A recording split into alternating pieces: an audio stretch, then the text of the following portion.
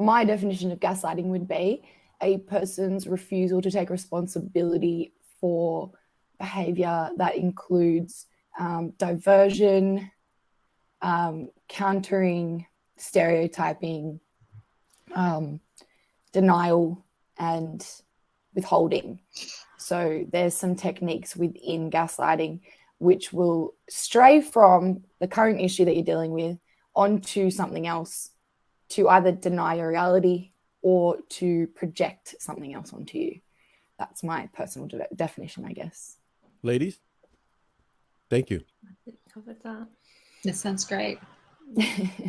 Okay, I just talk a little bit to self-gaslighting, because that's something that there you go. happens All right. Exactly the same thing, Yes. but it's doing it to yourself. It might be even replaying, and this can happen long after a relationship has ended, is that you replay the same kind of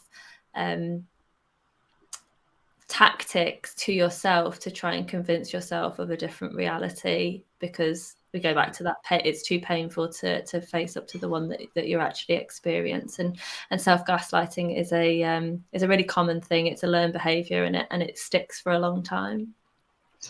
And I guess to add to that, I'll just say, what does it feel like to be gaslighted, to be gaslit? I'm not sure how to say that properly, but if you're feeling that you're feeling like you're feeling like I'm crazy, like everything seems to always be my fault, but it doesn't make sense because I'm sure that I did this, but then this person said this, and I don't even know what's real anymore. That feeling, to me, is probably the situation is gaslighting.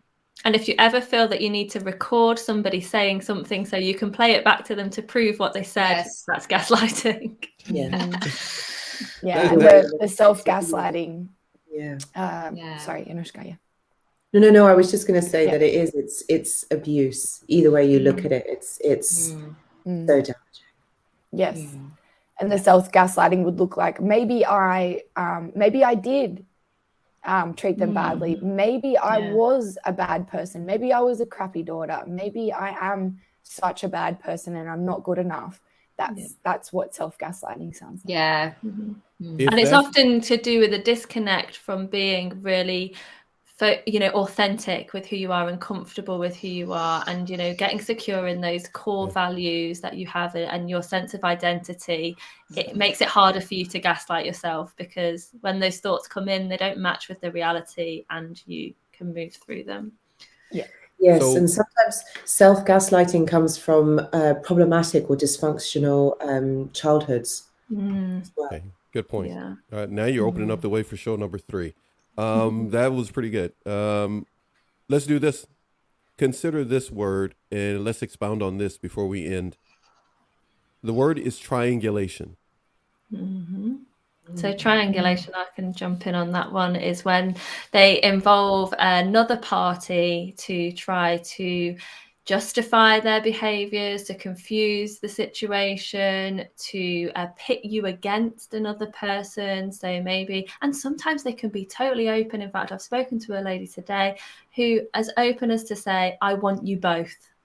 And, and it can be in a romantic sense, it can be with friendships, it can be with family members, but they involve other parties to kind of strengthen their position of power over the other people.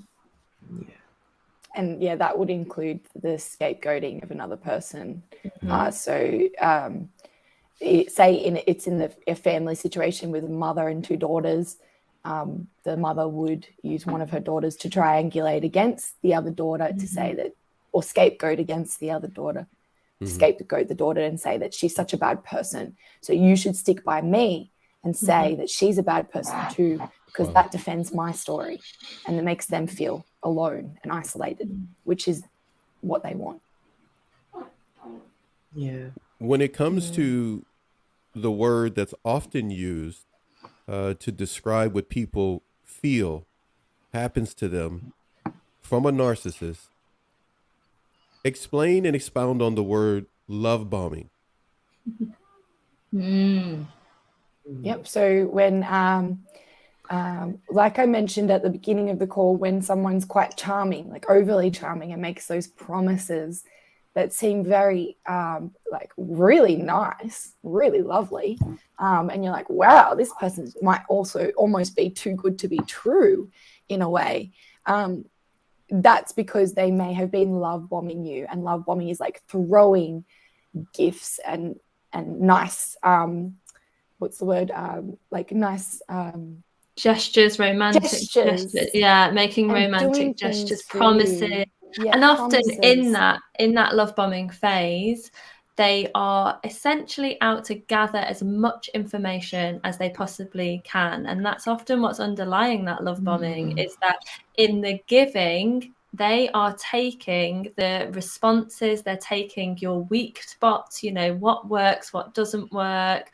And that way it can all start to be used against you once you move into the next phase of abuse, which inevitably comes after the love bombing one. And it can take months, it can take years before you come out of the love bombing phase.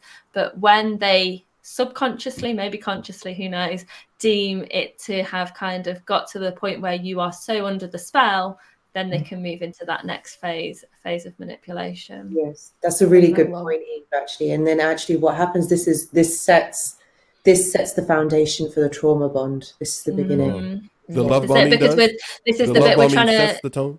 Yeah, this is the bit we're trying to get back to, because it's the side of the cognitive dissonance which sets all the expectations of the behaviors, so that when future behaviors don't match a belief that we've formed about that person, we experience this sense of cognitive dissonance. And in that moment, we've got this deep tension that we have to resolve. And the way that we do that often is through things like self-gaslighting, where we try to adjust our behavior or take responsibility so that it would eventually change their behaviors to match that person they were at the beginning again.